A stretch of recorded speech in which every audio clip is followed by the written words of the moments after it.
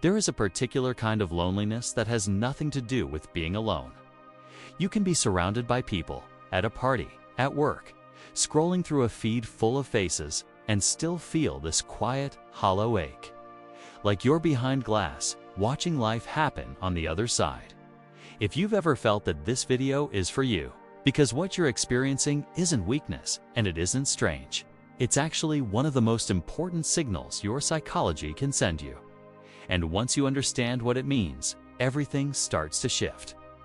Alfred Adler, one of the most brilliant and underrated minds in the history of psychology, spent his entire career trying to understand what makes human beings flourish. Not just survive, not just function, but genuinely thrive. And the answer he kept coming back to, again and again, was surprisingly simple. It wasn't intelligence.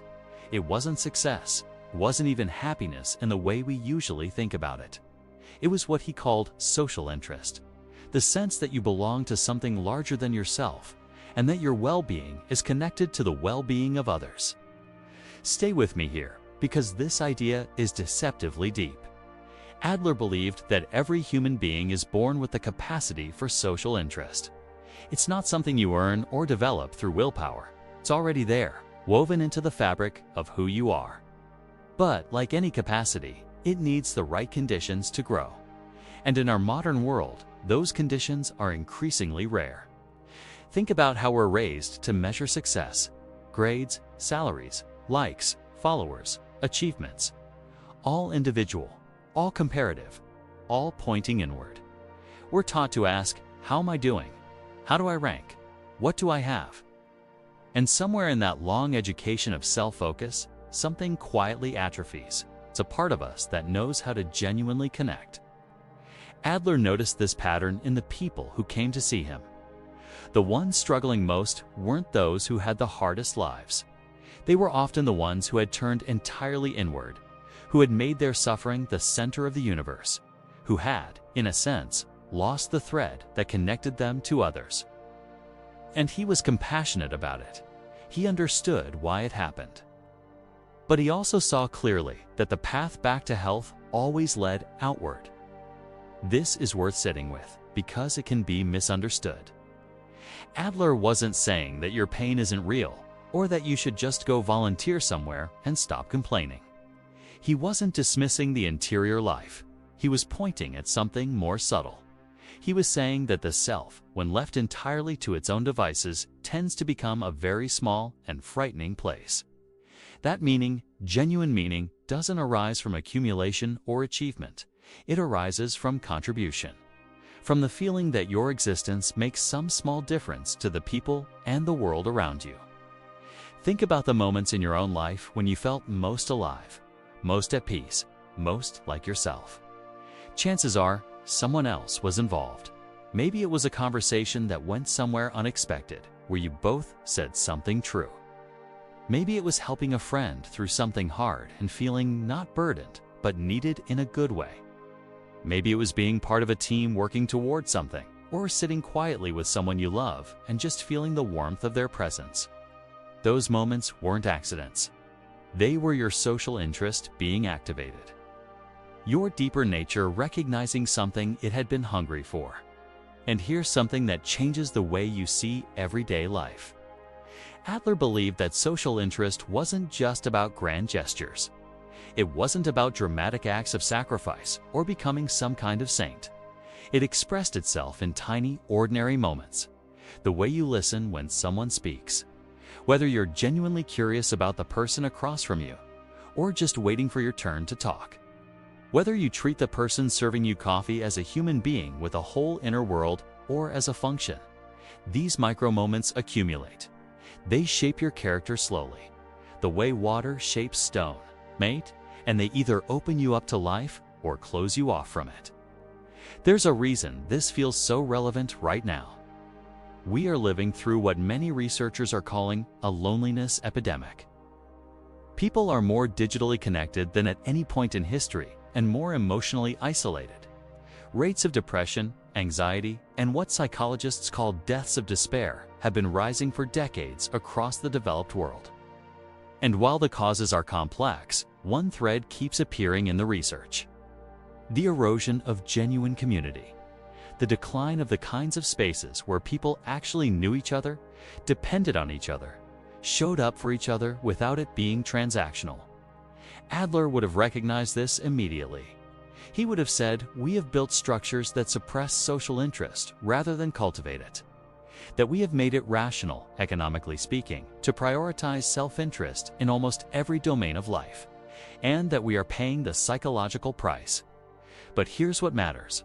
You are not powerless in this." The beautiful thing about social interest, as Adler saw it, is that it can be reawakened. It doesn't disappear. It goes dormant, and it comes back to life through practice. Through small, repeated choices to orient yourself toward others rather than away from them. This doesn't mean abandoning yourself. It doesn't mean people-pleasing or losing your boundaries. Adler was very clear on this. True social interest comes from a place of genuine care, not performance. It comes from actually wanting good things for others, not from anxiety about how you appear. The difference in how it feels is enormous. One drains you. The other fills you. Consider what happens in your nervous system when you do something genuinely kind, not for recognition, but because you wanted to. There's a settling that happens, a sense of rightness. Psychologists have studied this extensively and found what Adler intuited a century ago. Acts of genuine contribution activate the same reward circuitry as receiving something good. Often more so. You are literally built to find meaning in connection. And this is the part that tends to surprise people. Adler believed that many of our psychological struggles, not all, but many, are symptoms of what he called a mistaken lifestyle, a way of orienting to the world that has gone off course. The person who has become chronically anxious has often built their life around trying to control outcomes, to be safe from the unpredictability of other people. The person who has fallen into depression has often, gradually, withdrawn from the world, and in doing so has cut themselves off from the very source of nourishment they need. The antidote, in both cases, involves some movement outward, some small re-engagement with the community of human beings. This isn't about forcing yourself into social situations you hate, or pretending to be an extrovert if you're not. Adler was not prescribing a personality type. He was pointing at an orientation, a direction of travel. The question isn't whether you're at a party or alone in your room. The question is whether, in either place, you're allowing yourself to care about something beyond your own comfort and safety. A quiet evening at home can be full of social interest if you're reading to understand other human beings better. If you're writing something that might one day reach someone who needs it. If you're thinking about how to show up better for the people in your life. And a crowded room can be completely devoid of it if you're only performing, calculating, and protecting. What Adler was really talking about was courage. The courage to be vulnerable enough to actually let other people matter to you. To let their joy be your joy, and their pain be something you don't look away from. Because caring involves risk. If you let people matter, you can lose them. If you invest in community, the community can disappoint you. And many of us, having been hurt before, have quietly decided it's safer not to. Adler understood that impulse with enormous compassion, a core, but he also knew where it led, a cord. A life that is safe in the narrowest, most suffocating sense of the word.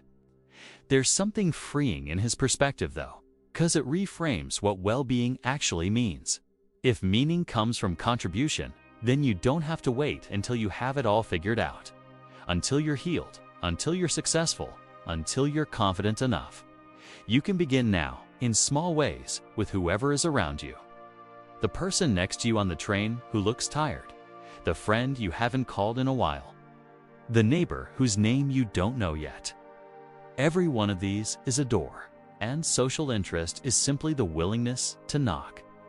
We are not separate beings who occasionally choose to interact.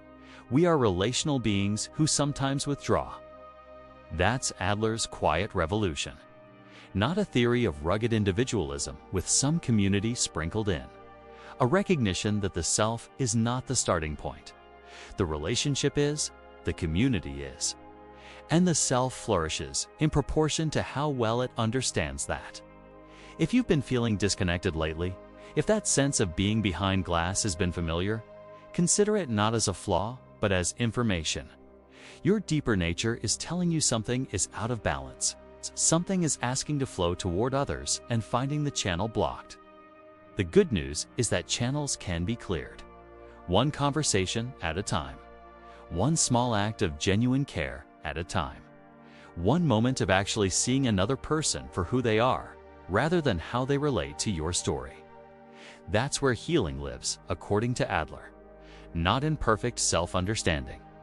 Not in resolving every inner conflict before stepping back into the world, but in the act of reaching toward others with some portion of your genuine self. The loneliness you feel is real, and it is also a map. It's pointing you back toward the thing that has always made human life worth living: each other. If this resonated with you, share it with someone who needs to hear this. Don't forget to like the video, and if you want more videos like this, make sure to subscribe. I'll see you in the next one.